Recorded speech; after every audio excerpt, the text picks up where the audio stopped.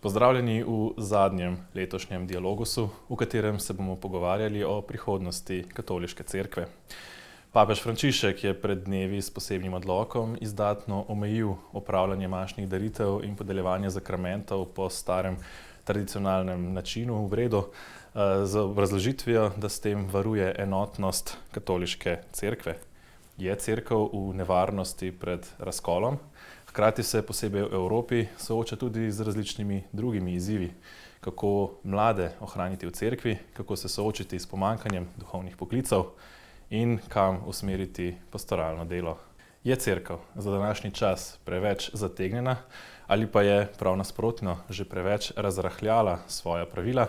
O vsem tem se bomo danes pogovarjali z duhovnikoma Sandijem Korenom, župnikom iz Mozirja, in Jakobom Piletičem, novomašnikom in kaplanom v Metliki. Dobrodošla v Dialogusu. Torej, pred tednom dni je papež Frančišek z odlokom praktično povsod prepovedal opravljanje maš z tradicionalnim tridentinskim obredom, z obrazložitvijo, da varuje enotnost katoliške cerkve in njenih zakramentov. Ali tradicionalisti, ki obhajajo stari obred, res predstavljajo nevarnost za cerkev? Gospod Koren. Nevarnost za cerkev obstaja vedno, ampak ne v tradicionalistih ali v kakršnikoli drugi skupini. Nevarnost obstaja, da bi se ne znali več pogovarjati, da bi ne znali več iskati skupnih poti tudi v različnosti, v kateri smo. Morda se je v zadnjem času pokazalo, da je bil poskus prejšnjih papežev, predvsem Benedikta XVI., ki je odprl ponovno možnost obhajanja tridentinske maše ali obreda, ki je veljal pred koncilom, da je bil ta poskus neuspešen. Namreč bil je poskus, da bi se na tak način poenotili, postali edini.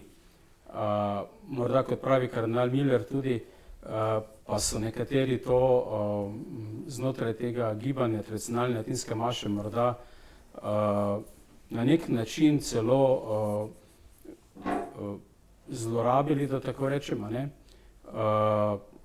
In namesto, da bi prišlo do edinosti, se v zadnjih letih vidi prav zaradi tega morda vedno več razhajanj ali vedno več nekih nasprotovanj.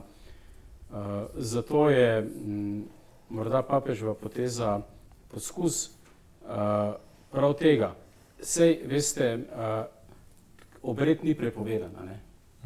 To moramo res poudariti. Noben obred maše od začetka cerkve ni bil ukinjen, ne? Samo pove se, kaj je tisti obred, ki je trenutno v katoliški cerkvi mainstream, da tako rečemo, ne? In potem, kateri so pa tisti obredi, ki so potem dovoljeni, ampak s posebnim dovoljenjem, posebnim duhovnikom na posebnih krajih, ne? Ja, torej, jaz bi začel s tem, da kolikor poznam stanje, pa ne samo pri nas, pač pa tudi v tujini, glede tradicionalnega gibanja, najprej bi tukaj mogoče naredil zvezdico, da je potrebno ločiti med tradicionalisti in tradicionalnimi katoličani. Vsak izem, torej, ko preide v neke vrste ideologijo, kar se v takih manjših skupnostih, ne samo pri tradicionalnem katolištvu, pač pa tudi nasplošno lahko dogaja, in cerkev je na nek način zaradi svoje občosti oziroma svojega pluralnega pogleda in sprejemanja odlično gojišče tudi takih reči. Vseeno je pač lahko v tem smislu lahko rečemo, da gre za neko needinost v tem oziru.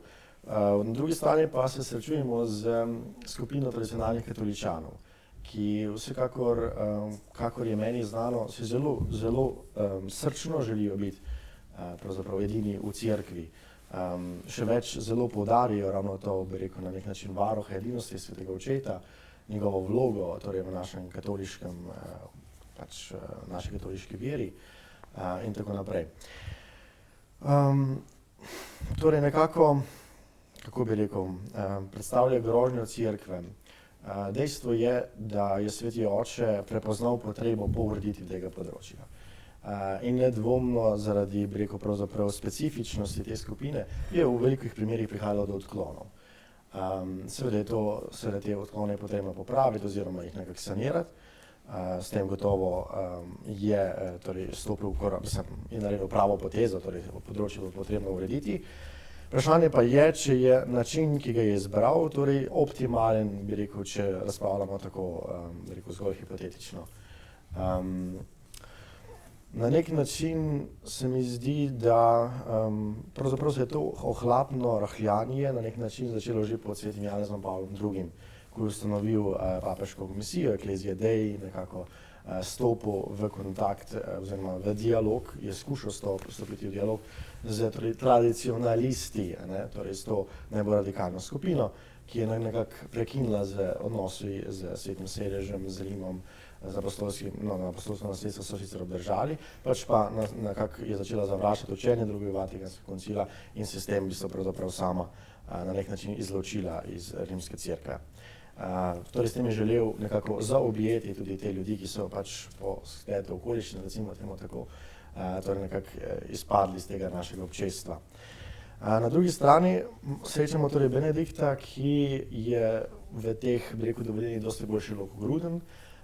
Mislim pa, da bi bilo preveč ozko gledanje na njegovo učenje, če bi njegove poteze razumeli zgolj v duhu tega, da je pač bilo na nek način to ali eksperimentom, ali nekaj časa bomo pač probali, če bo to dvoje šlo.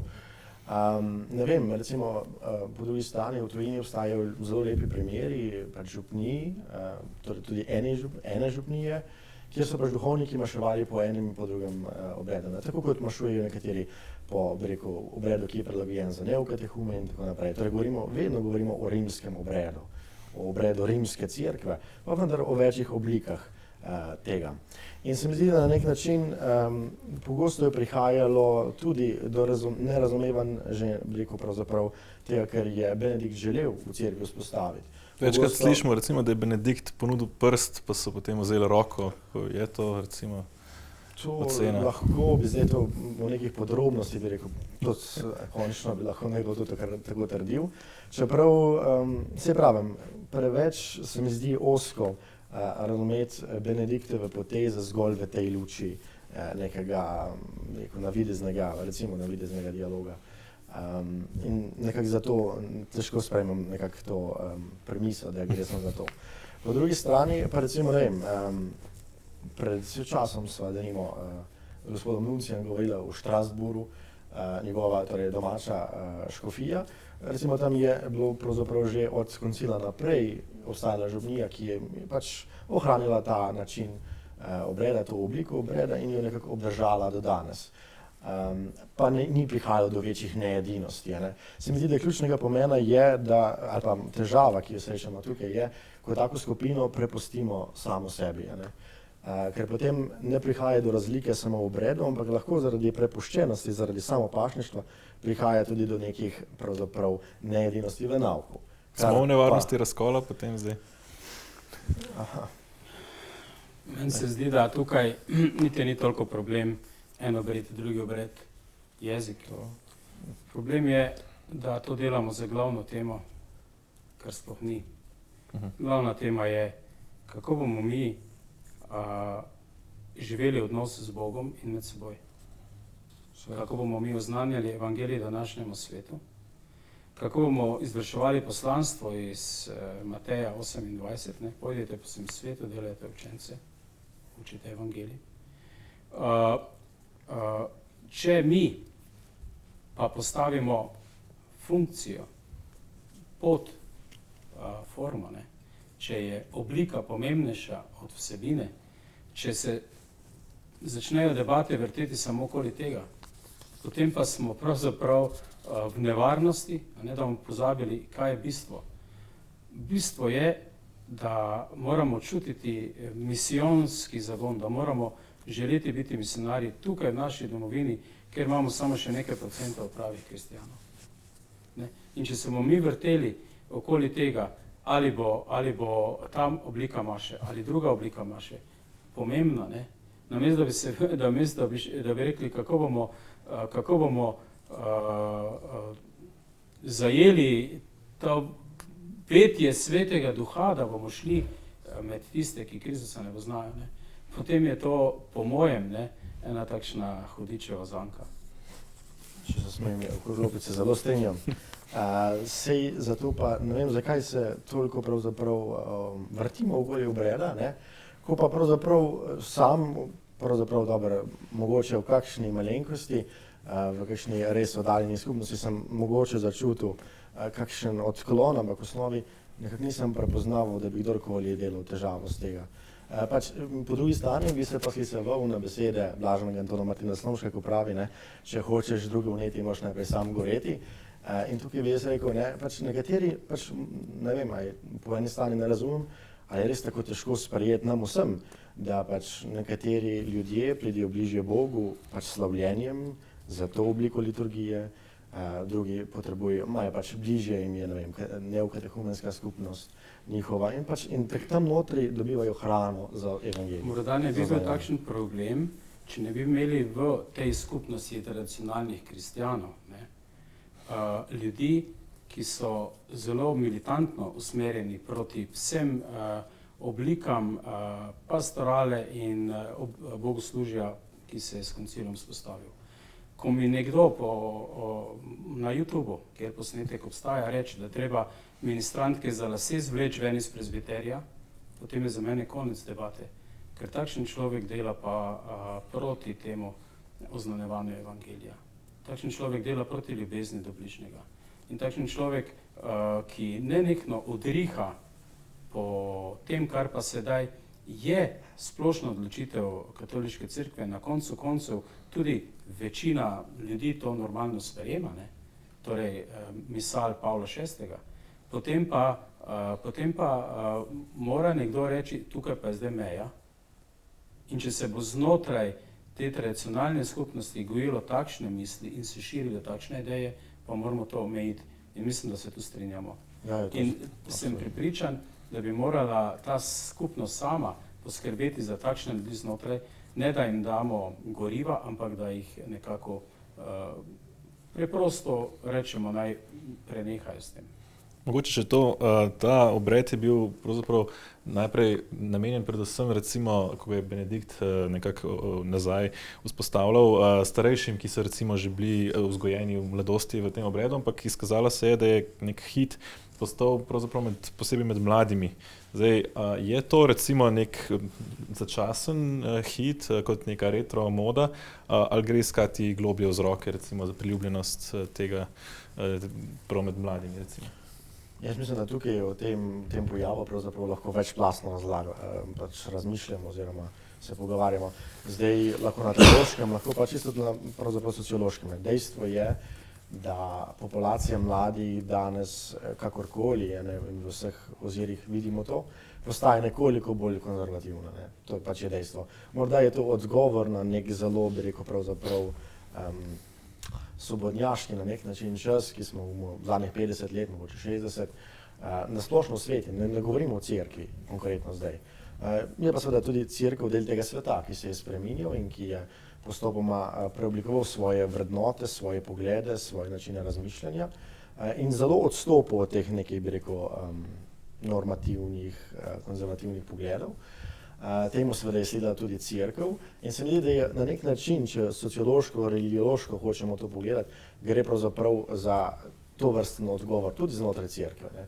Tako kot imamo množico, poplavo nekih skrajnih, mogoče desničarskih skupin v politiki, v družbi, tako na nek način to odzvanja tudi na parketu katoliške cerkve. Morda s tem obredom in tukaj se moram strinjati tudi z vami, glede torej morebitne zlorabe, tudi tega, kar je Benedikt želel, gotovo. In nikakor moje mnenje ni absolutno, da torej vse štima, tam je perfektno in to je pot, ki jo cerkev mora nujno, vse drugo moramo zavreči, po tej poti bomo iti, sploh ne.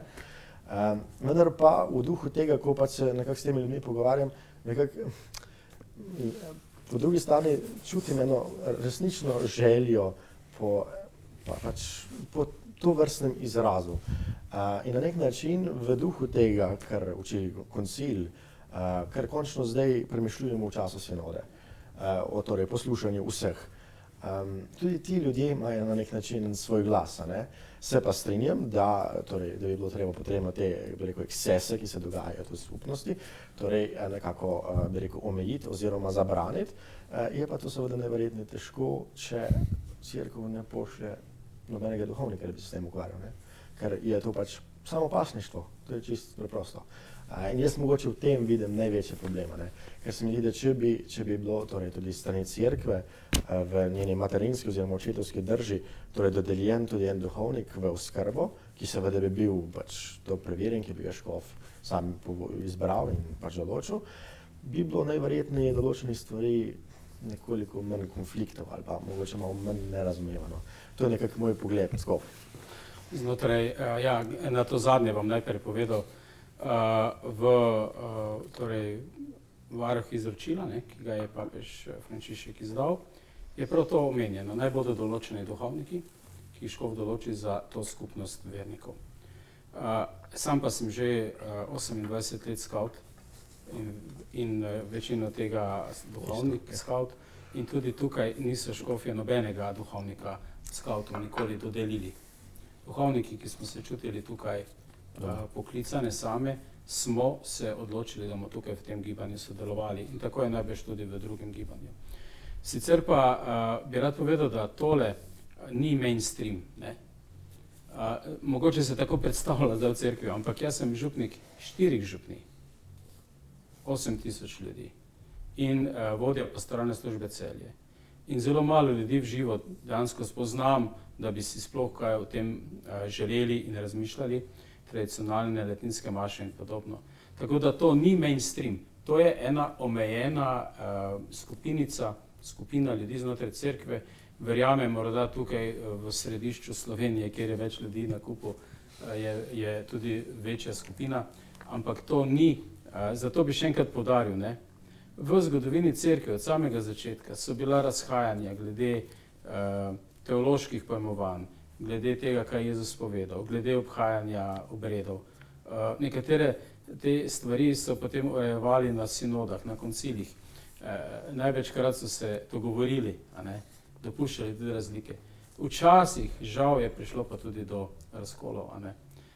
In vedno na koncu v vseh pogovorih pa je sveti oče papež, ne, z cerkvijo, s koncilom tisti, ki potem odloči, kako bo. In meni se zdi, da, če zaključim to debato, meni osebno se zdi, da tukaj manjka predvsem pokorščine. Kar duhovniki smo obljubili, a ne, in pokorščine ne v smislu neke slepe ali puklaste, ne, ponižnosti in pokorščine, ampak tega, da stopimo v ta dialog in da sprejmemo tudi cerkveno učiteljstvo, ki danes v 21. stoletju tako uči. Pa če se premaknemo na področje mladine, ki ste tudi že po svoje dotaknili se skavti, eno močnejših mladinskih organizacij na tem področju. Kaj danes v cerkvi deluje na področju mladinske pastorale po vajinih izkušnjah? Kaj je tisto, kar pridobi mlade, da ostanejo v cerkvi, da so aktivni? Ja, preden bom povedal odgovor na to vprašanje, bom povedal nekaj, kar se mi zdi še bolj pomembno. Mi v cerkvi se preveč ukvarjamo z mladinsko pastoralo. Pa ne, da ni pomembna in da se ne bi morali z njo ukvarjati. Ampak z njo se ukvarjamo na račun bolj pomembne pastorale, to je pastorale odraslih. Mi smo popolnoma zanemarili pastoralo odraslih, delo z ljudmi med 30 in 60 letom starosti, na račun osnovnošolske in srednješolske kateheze. In zaradi tega imamo najbrž to, kar imamo, ne, katastrofo po Birmi in opustošenje mladinske pastorali, kajti če človek v svojih koreninah ne raste v družini, ki je verna, bomo mi zelo težko od zunaj te ljudi pritegnili. Mogoče kakšnega posameznika, in to imamo sedaj. Morda se kak posameznik najde, ne, med mladimi, da pride po Birmi, da se nam priključi. Morda je tega več nekje, kjer delujejo mala občestva mladih. Torej mala občestva mladih. In to ne mislim na klasične mladinske skupine, katere sem še jaz, ki sem v 80-ih letih bil mlad doživljal, ne? Ampak danes so ta občestva recimo tudi znotraj skavtov, ne? Ali pa tudi drugje, še so. V teh občestvih, kjer on pa čuti kot neko družino, ne? Kjer čuti ljudi, ki so okoli njega in ki ga spremljajo, pa potem obstane tudi v cerkvi. Zato, kaj danes deluje? Vedno deluje osebni odnos. Vedno. Živ oseben odnos, ki ga imamo v cerkvi. Ne samo duhovnik do mladih, ampak župnija ali občestvo, vernik, tudi laiki, ki ga imamo. Ta odnos pritegne. Ne? In ta odnos se lahko gradi samo, če imamo to živo vero. Najbolj bi pritegnil, če bi to bilo znotraj družine, ne? Ker bi mlad človek organsko v to rastel. Seveda se bo sam odločal, ne? Ampak odloča se na podlagi neke žive izkušnje, ki jo ima v odnosu z vernimi in z Bogom. Ne? In tu mislim, da moramo mi resnično poudarek dati iz zgolj veruk, torej kateheza osnovnošolskih otrok, ne? Ali pa celo predšolskih, in potem mladinska pastorala takšna in drugačna, na pastoralo odraslih ljudi. Ne? In ne samo družin, ne? Vseh odraslih ljudi. Ne? Torej, da se približamo človeku, ki je v prime, ne? Torej v tistem glavnem obdobju svojega življenja, ki je dejansko iskalec. Ne? Najstnik, veste, je zelo, tudi kemija mu tako deluje, da zelo zaprt v neke svoje vzorce in zgolj nekatere stvari vidi. Ne? In pravi iskalec, nekaj pravi psihologi, ko me tam po 20. letu človek postane. Takrat se spet odpre svetemu duhu. Ne? Takrat je sposoben dejansko, ne? Ko pride skozi puberteto, adolescenco in se tisto ukvarja na sam seboj in z tistimi okoli njega. Takrat. In mi smo skoraj pozabili na prave iskalce. Ne? In to je naš problem. Ja, sicer jaz nimam toliko bogatih ali pa sploh takih izkušenj. Pač končno sem samo pol leta duhovnik do zdaj. Se pa zelo strinjam s tem, ker se mi zdi, da ravno, mislim, na nek način opazujem ogromno mladih, ki nekje v srcu jih nekaj jih vleče. Ampak pogosto zaradi tega, ker ostanejo samevci, ker ostanejo sami, ker nimajo torej občestva, nimajo ene skupine, kjer bi se našli, ne. Isto tudi vrstnikov, ne, to je pomembno. Sej lahko te starejši župljani vprašajo, kako si, pa tako, ampak vendar gre za drugače, kot če so tvoji prijatelji tudi v cerkvi, tvoji sošolci.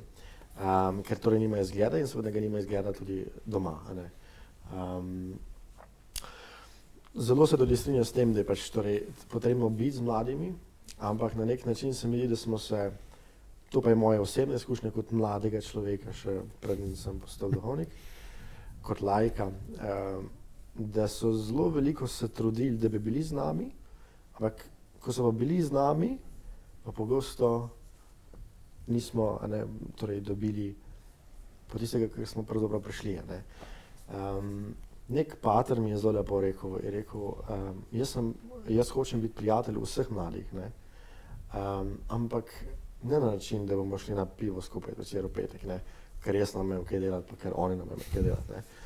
Rekel sem prijatelj zato, da čakam tukaj, da se lahko pogovarjamo, da jim oznane Kristusa, ne. Kar ne pomeni, da ne moramo Kristusa oznanjati tudi medtem, ko pijemo piva, sploh ne pravim tega, torej mora biti prilično in neprilično.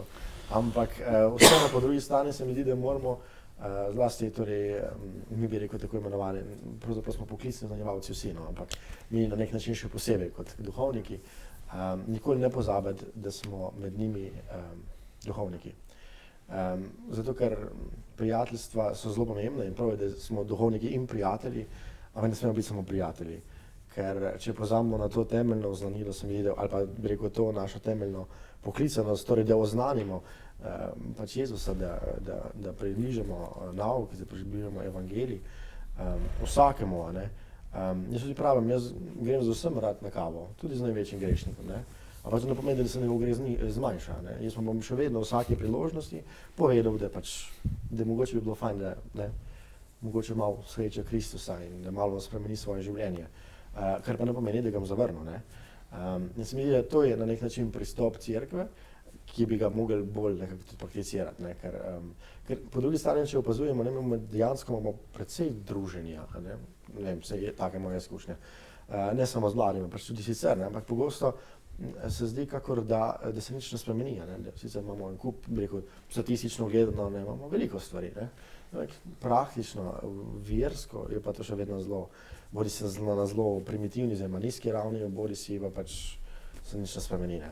Se pa zelo strinjam tudi glede torej, kateheze, pravzaprav te osrednje skupine, ki je bila mogla biti naša nekako, ne vem, na nek način celo ciljna skupina, ne? Zato ker pač oni so v cerkvi, oziroma niso v cerkvi danes. Ne? In po drugi strani se mi zdi, da pač nagovarja tudi pač njihovo duhovno potrebo. Ne? In pogosto se mi zdi, da zlasti, ne vem, rekel, tudi za skupino, ne vem, mlajših, recimo že zaposlenih, izobraženih, kakorkoli študentov, nekako nimamo poskrbljeno, ne? Zato ker pogostokrat je pravzaprav pridiga edina stvar, ki jo oni mogoče doživijo, ne, kateheze, pa še ta je pogosto na, mislim, nezavidljivo nizki ravni. Ne? In pogosto od tega ne vnesijo nič, ne, razen nekega psevdopsihološkega prebrekavanja po svojih občutkih prejšnjih tednov. To pa ne vem, no, če dosežemo bistvo. No. Se pa zelo strinjam, torej, da bi bilo potrebno več, že čisto osnovnih stvari, ne, se ni treba visoke teologije, ampak osnovne stvari. Je pa tudi dejstvo, da pri pridigi, kot najbolj sami občutite, ne morete zdaj, bi rekel, imeti traktat o Sveti Trojici, ker ne, imamo tako različne skupinice skupaj dane, da je pravzaprav nemogoče homogeno o eni stvari spregovoriti. Tako, to je podobno. No. No, tudi seveda moramo paziti spet na metodo pa vsebino, ne? Ker biti prijatelj mlademu je lepa metoda, ne? Mora biti vsebina. Jaz sem že pred leti ugotovil, da ne morem več biti prijatelj mladim, zato ker sem star toliko kot njihovi starši. Lahko sem njihov oče in tudi naj bi bil, a ne? In mi je tudi dejan en mladinski, duhovni zelo dober mladinski pastor že pred leti. Je dejal, veš kaj, 2 uri na teden zdržim z njimi. To je skrivnost mojega uspeha. 2 uri na teden z njimi zdržim. Potem pa oni gredo po svoje naprej. Ne bom z njimi šel na pijačo, ker tudi svojega, bom rekel, mariborsko fotra ne povabijo zraven, ne, na pijačo, grejo sami, ne, pač pa 2 uri na teden. Druga stvar, ki se pa tu moramo res paziti, pa je, da se ne bomo šli spet klerikalizma, ne. Češ, da bomo pa duhovniki spet te mlade, ne. Kaj bo naša pridiga, kaj bo to, kaj bo, ne. Pri skavtih sem se ravno to naučil, ne. Ekipa mladih, ekipa voditeljev je tista, ki vodi mlade. In med njimi je samo en duhovnik, pa 10 drugih, ki niso duhovniki. In to bomo počasi v cerkvi morali začeti dojemati, da pastorala ni izključna pravica ali domena duhovnika. Pač pa je kateheza v smislu oznanjevanja nauka, čeprav tudi tu imajo laiki seveda zelo veliko, glejte, vsebine, mogoče pač tega ne razumemo toliko, ampak prvi kateheti otrokom so starši. Če rekel, da je laik ni katehet, potem smo zanikali, da bo mamica lahko otroku povedala, kaj o Bogu. A ne? Pač pa mi smo tisti, ki Božjo besedo razlagamo duhovniki. In to je res, ja. Malo se treba paziti tega psihologiziranja in sociologiziranja in tako naprej. In res se potopiti v Božjo besedo. Zato je prva pastorala ne samo mladih, ne samo otrok, ampak vseh, tudi odraslih, vseh ljudi to, da ti zares živiš z Božjo besedo in zakramenti dnevno, torej z Bogom, da te Bog prežame. Ko Bog postane del tvojega bivanja, potem boš pa samodejno oznanjeval.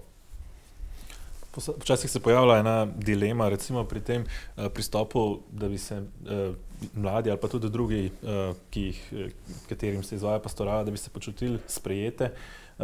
Postavlja dilema, ali jim lahko recimo konkretno tudi kdaj pokritiziramo, povemo kakšne stvari, ki so napačne, ali je enostavno tle nujno potreben tak bolj liberalen pristop, kjer bi se, da ne bomo kogarkoli odgnali na ta način.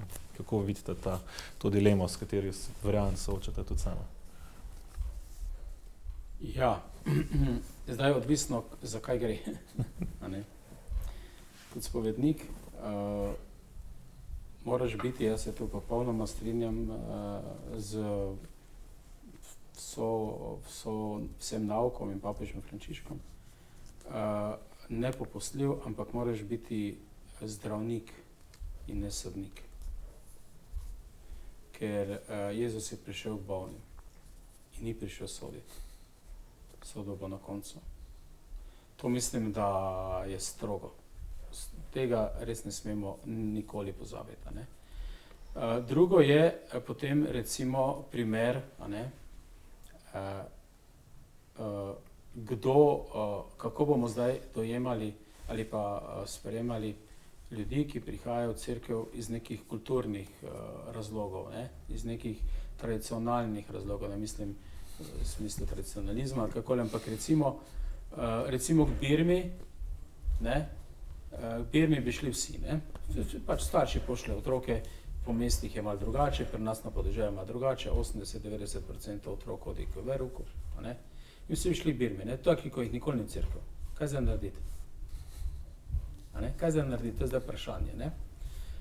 Moje osebno mnenje je, da moramo mi spremeniti sistem, ki ga imamo, torej sistem šolskega veruka.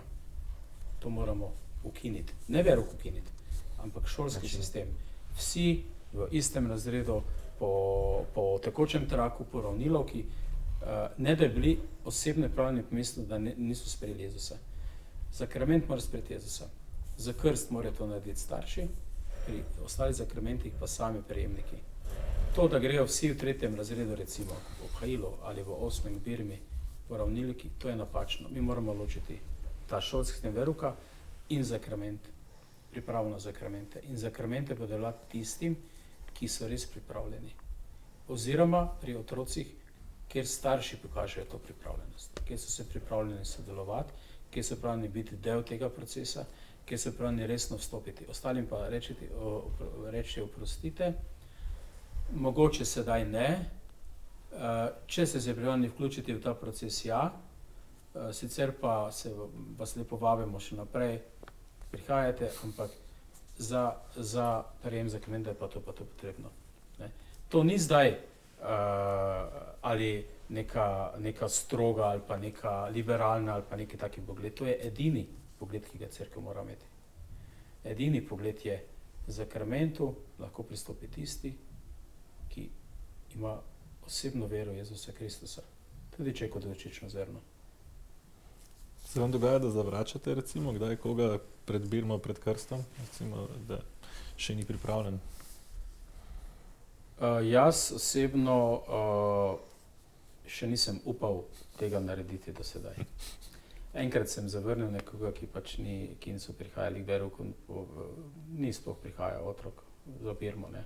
Sem potem povedal, nekaj mesecev pred Birmo še zadnjo opozorilo, potem sem rekel, oprostite, zdaj pa res nisem imel nič proti, so bili že tako daleč. Da. Ampak problem je, ker moramo mi to urediti nekje na nekem drugem nivoju slovenski cerkvi. Če to župnik sam naredi, ne bo sprejet, ne bo razumljen, tudi od sobratov.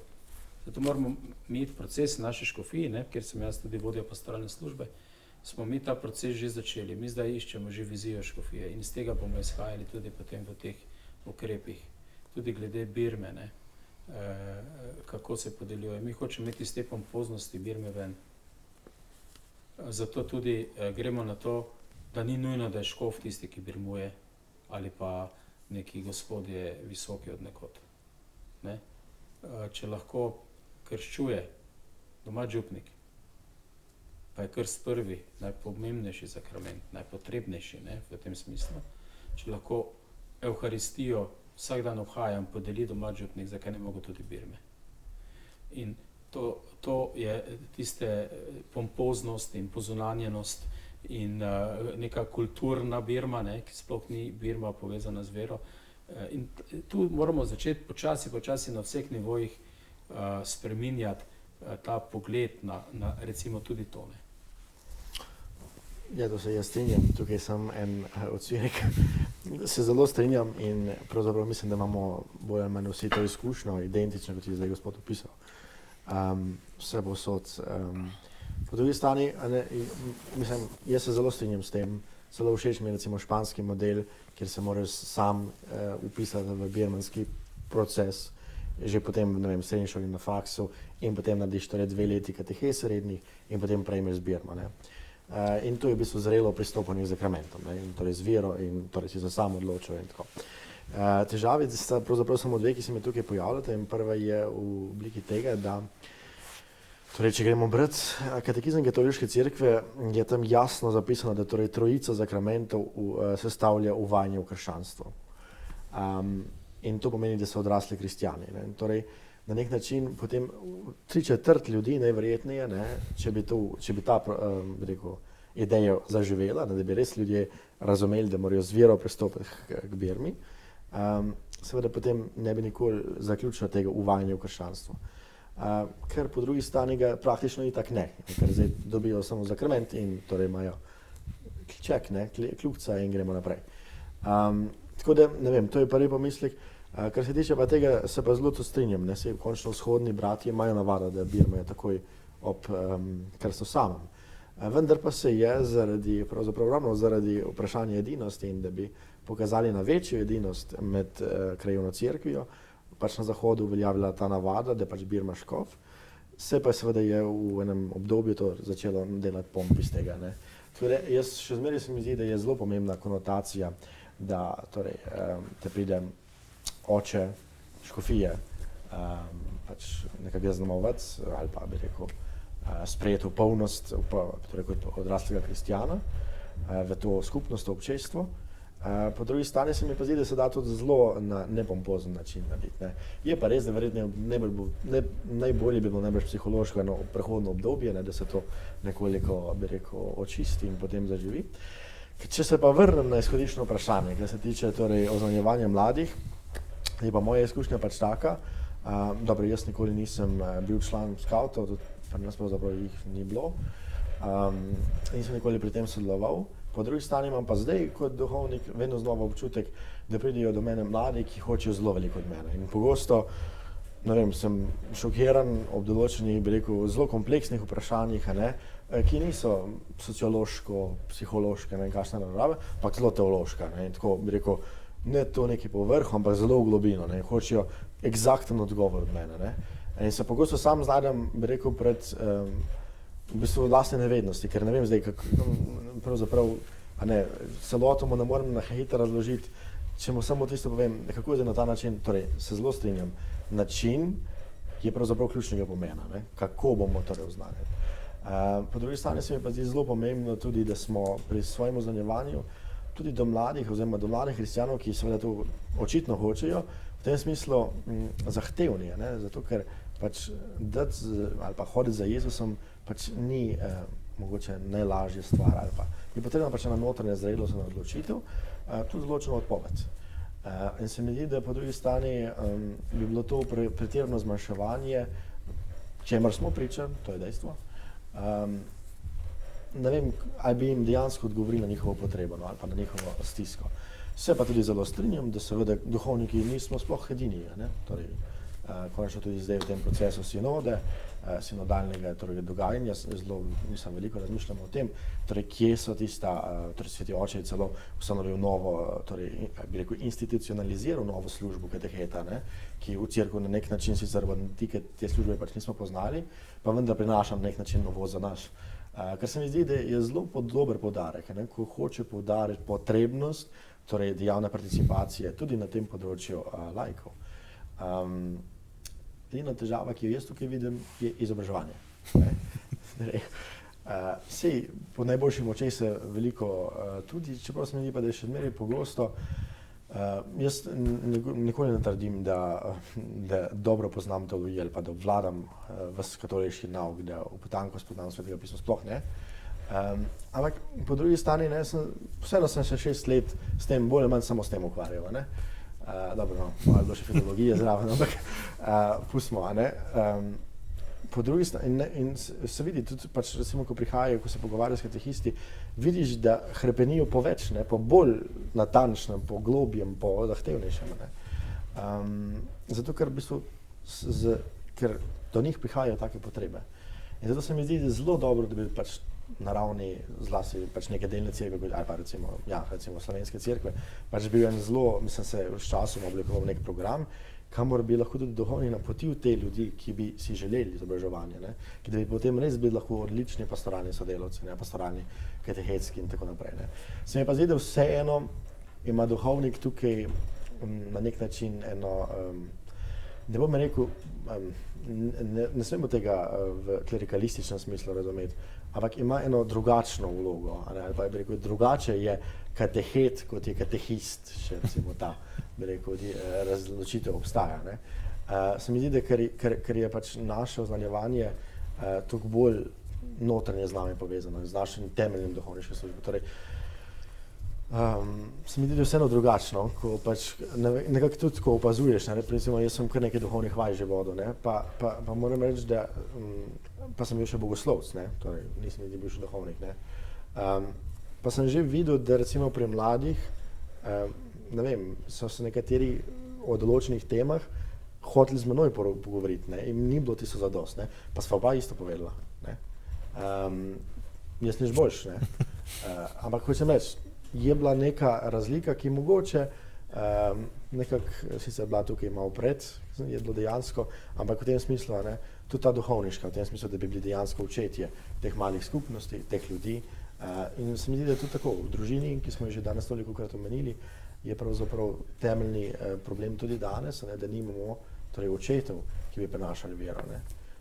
Ker se mi zdi, da dokler otrok ne bo videl, zlasti očeta, pa seveda tudi mater, kako moli, ko se prekriža, jaz kot katehet ne morem narediti pravzaprav nič. Je možno biti hkrati zahteven in doseči, da se mladi počutijo sprejete? Jaz mislim, da je tudi Sveti Oče nekako vedno znova, če ne direktno posebej, pač bi rekel indirektno, hoče to sporočiti. Torej, bodimo usmiljeni, ne? Torej v spovednici, ne? Sej, tam, kot rečeno, nisi sodnik. Ne? Po drugi strani pa vidiš, da se zatečejo pogosto v eni stiski, ne? In si želijo odgovora, ki ga seveda jaz ne morem, ker nisem v njihovi koži, nisem v njihovi situaciji. Ne? Po drugi strani pa jaz moram pristopiti z evangelijem pa s Kristusom do njih, če ne sem zgrešil pojem svoje službe. In seveda nočem niti biti sodnik, ampak v tem smislu pač, jaz mislim, da očetov oblika ali pa očetov, torej pojem očeta, je tukaj najbolj zgovoren. Ne. Torej, oče ni sodnik, ne, ampak hkrati tudi pove, če je kaj narobe. Ne. In se mi zdi, da v tem duhu morajo delovati tudi duhovniki. Morda tule naj povem ravno to, pojem, ki ga ne poznamo dobro, je razločevanje. Ne. Duhovnik je tukaj zato, da skupaj z vernikom v Svetem Duhu razločuje, kaj je dobro in kaj ni dobro. In to ne sodi, ne, ampak razločuje. In enostavno, morda so tu skavti zelo narobe razumljeni in veliko predsodkov, zato pa skavti vabijo duhovnike svoje vrste. Ja, mladi imajo to vprašanja, kaj grem z njimi na tabor ali sem na srečanju. To so uro, 2, 3 celednevni duhovni pogovori z mladimi tudi. A ne? Če pa jaz se odločim, da bom v svojem gradu doma in ne bom z njimi, potem jim pa tega odgovor ne morem dati. Če pričakujem, da bojo ti mladi samo tako lahko katehizirani, da bojo k meni prišli v moj grad, potem pa sem tu zgrešil. In potem, ko pa sem z njimi, ko grem za njimi, ko jih iščem, tako kot pastir išče zgoleno ovco, in smrdim po teh ovcah, dobesedno pri skavtih, takrat pa lahko z njimi razločuješ. In takrat tudi zaupajo. In to se mi zdi izredno pomembno. Ne. To se mi zdi izredno pomembno, kaj mora duhovnik danes početi. Danes nas je vedno manj duhovnikov. Vedno manj. In 90 ali pa 80% stvari, ki jih duhovniki delamo, lahko opustimo. Čisto vsak možakar zna tako dobro žarnico zamenjati kot jaz. Ne? Tega pa se moramo lotiti, kar pa mogoče do zdaj se nismo. Ne. Iti k našim očkam in jim ponuditi to, kar res duhovno potrebujejo.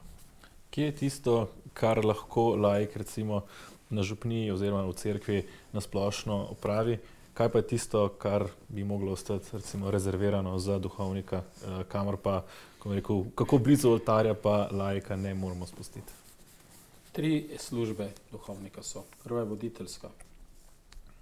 Ne. Torej, duhovnik je voditelj.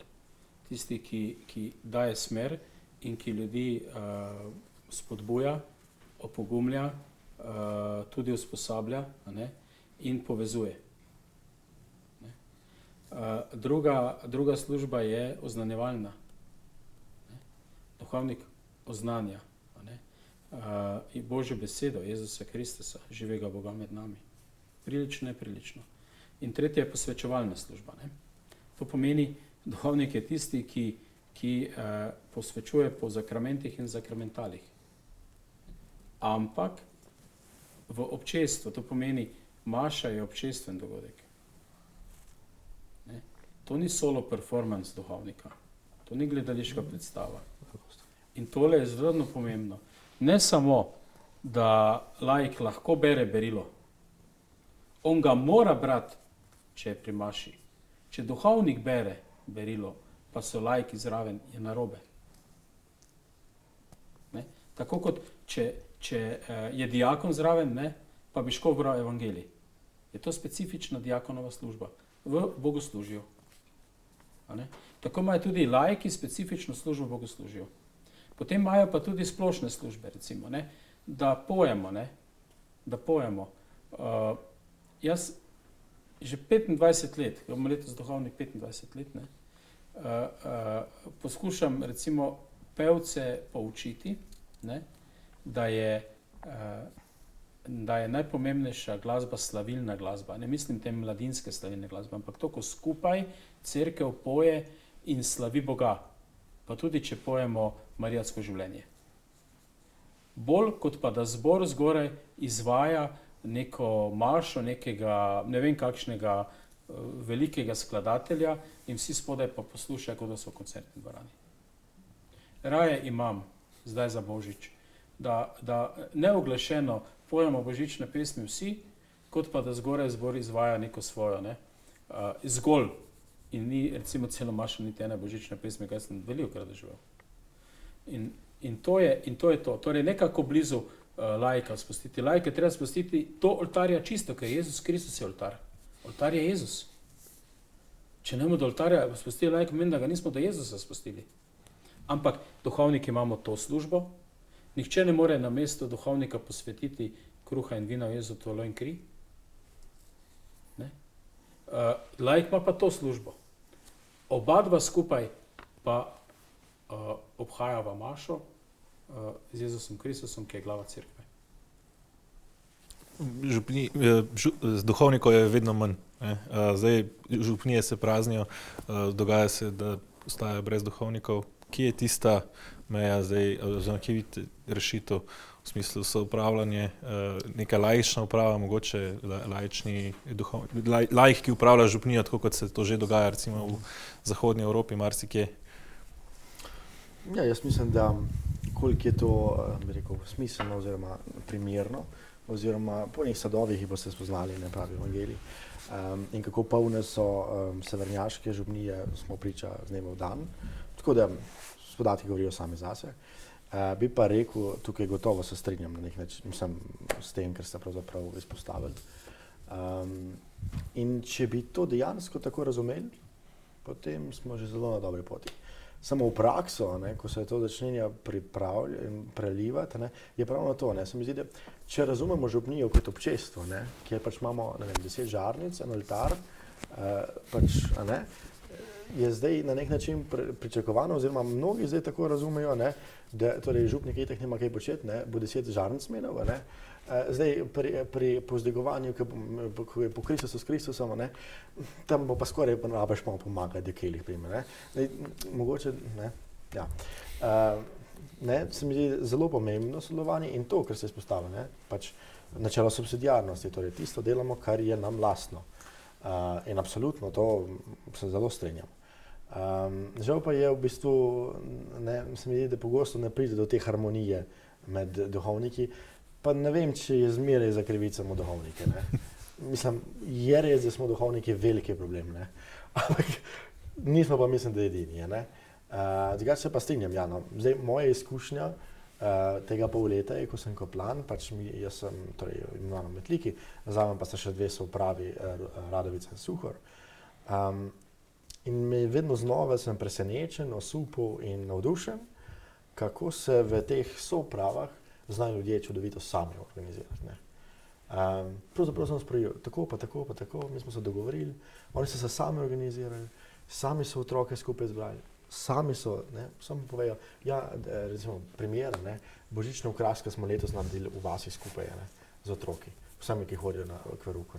Mislim, to je čudovito, ko ti rečeš, wow, mislim, to je res to, v tem smislu ne rabijo mene, da jaz diktiram, zdaj moramo pa vsi delati okraske, ki sem se jaz zdaj tako spomnil, to je tipičen klerikalizem, ampak po drugi strani, mislim, je pa to čudovito, in ko pridemo pa do liturgije, pa ja, je cerkev zelo jasna, ampak res zelo jasna, kje je mesto duhovnika, kje ni mesto duhovnika in kje je mesto laika.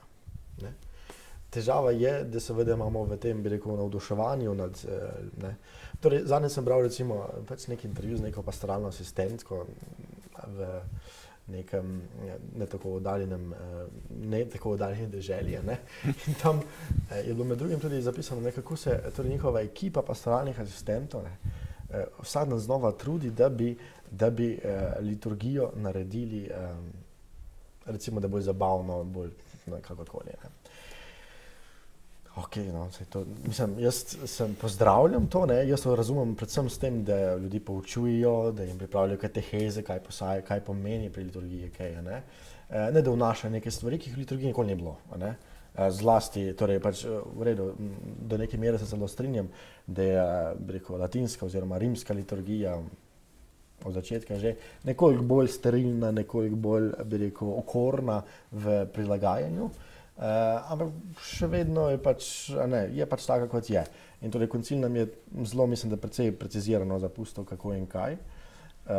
In če bi se tega držali, potem mislim, da bi bilo marsikakšna stvar tudi v tem smislu rešena. Ampak se mi zdi, da liturgija ni prvo vprašanje sodelovanja laikov ali ne.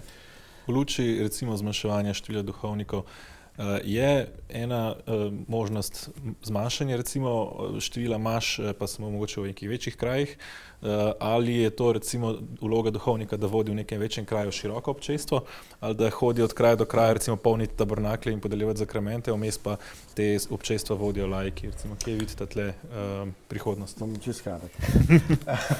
Jaz bi samo tukaj rekel, da se mi zdi, recimo, razumem, da je bilo pogosto na župniji, imamo 2-3 mašine v nedeljo.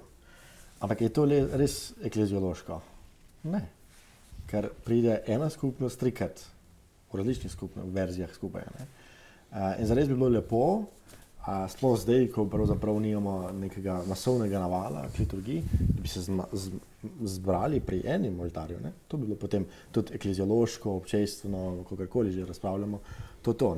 In se mi zdi, da zelo pogosto se jaz lovim v eni množici tekanja, maš sem tja, zato da pač v vsaki podružnici, bi rekel, včasih v hecu rečem, pod vsako malo več hruško, ker imamo mi cerkev, mora biti tudi glih tisti dan, še maša, pa včasih pozabimo, da to bistveno, da pač, ja, občestvo, se zbira okoli oltarja, in to se mi zdi, da je pogosto težava. Če bi tukaj mentaliteti preskočili, najprej pri duhovnikih, potem pa tudi pri laikih, bi bilo to dosti lažje. Tako da jaz mislim, da mogoče večje skupnosti, ker to se mi zdi tudi nagovarja zgled in tako naprej. Večje skupnosti? Ja, tu je zdaj cel kup vprašanj bilo, bom pa začel na tisti najpomembnejšem. Meni se zdi, da karkoli smo danes govorili, je to najpomembnejše vprašanje bilo. Kako bo v prihodnosti ob zmanjševanju duhovnikov? Najprej sem prej ulovil eno misel, da je tudi pri laikih problem. Po mojem mnenju je pri laikih klerikalizem dosti močnejši kot pri duhovnikih.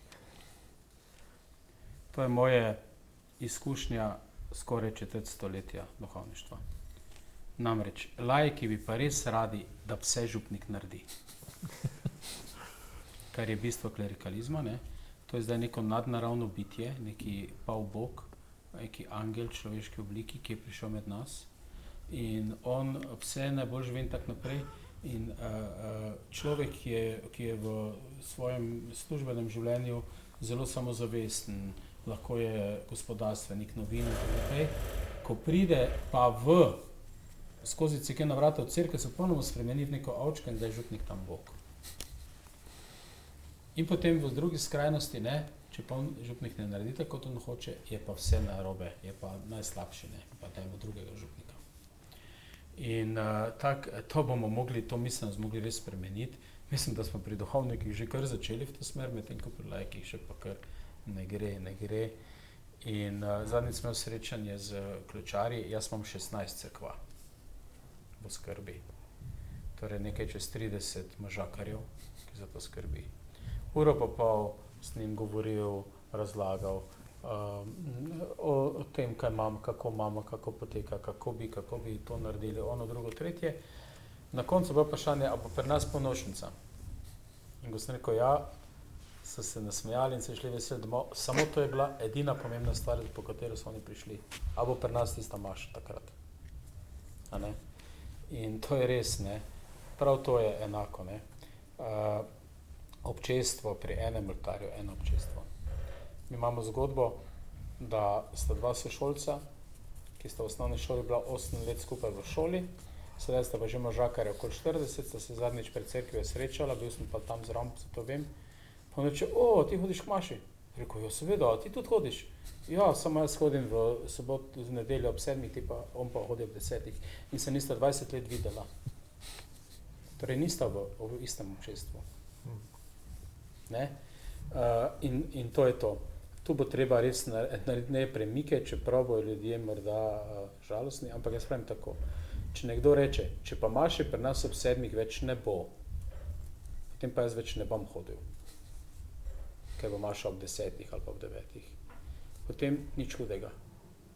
Iskreno povedano, takšen človek, ki tako da ima mašo, pa res, oprostite, mogoče bo se slišalo kruto, ampak ni zares tukaj.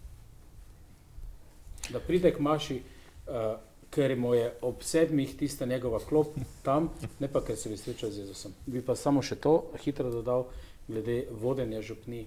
Nikoli ne bodo laiki vodili župni, ker po cerkvenem pravu je voditelj samo lahko duhovnik. Pač pa bo ekipa z duhovnikom, ne? Duhovnik, ki bo imel ekipo pomočnikov, sovoditeljev, ki bo pa lahko vodila večjo skupnost župni, kar se bo zgodilo. Gotovo se bo zgodilo, gledajte, v naši škofiji imamo 112 župni, ne? In imamo 40 aktivnih duhovnikov pod 70 letom starosti. In imamo ni enega fanta v bogoslovju. 2 imamo sedaj pri pripravljenem letniku. Čez 10 let, ko bo tam mogoče 2-3 novi duhovniki v naši škofiji, jih bo 30 manj. Ne? Mogoče nas bo 30, če bom še seveda živ, čez 10 let, ki bomo imeli 112 župni v upravi. Ne. Vsak duhovnik torej 3 do 4 župnije. In druge opcije ne bo, kot da bo neka skupnost, kjer bo mogoče 2 duhovnika skupaj, pa še nekaj laikov, ki bodo imeli večje področje. Ampak vodil bo župnik, ki bo duhovnik. In bo to ekipo moral usmerjati, ne, in z njimi sodelovati, hkrati pa tudi vse njihove darove in talente upoštevati. To bo. Drugače jaz ne vidim prihodnosti. Smo pri koncu in hkrati v božičnem času. Morda za zaključek, zaključna misel, božično voščilo.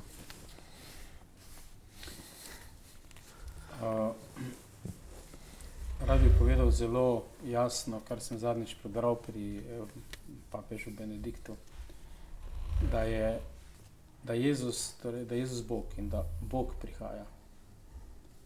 In da to ni nič skrivnostnega. Božična noč nič ni skrivnostno, to je popolnoma čisto jasno, odprto. Bog pride, Bog prihaja med nas. In če bomo hoteli dobro praznovati, dajmo se zdaj sprazniti, stopimo prazni in potem pričakajmo Boga, ki nas bo napolnil. In to vsem želim. Ja, težko je dodati k temu, mislim, če nam bo to uspelo, potem bo letošnji Božič resnično, se mi zdi, da je bogat za nas vse. In Bog dej, da bi ga res znali praznovati med seboj, pa ne samo med seboj, pač pa to ja, da v Božiču ne bi pozabili na Boga. Jakob Piletič, Sandi Koren, najlepša hvala za obisk v našem studiu Dialogosa. Spoštovani gledalci, vesel Božič in vse dobro v novem letu. Nasvidenje. Srečno.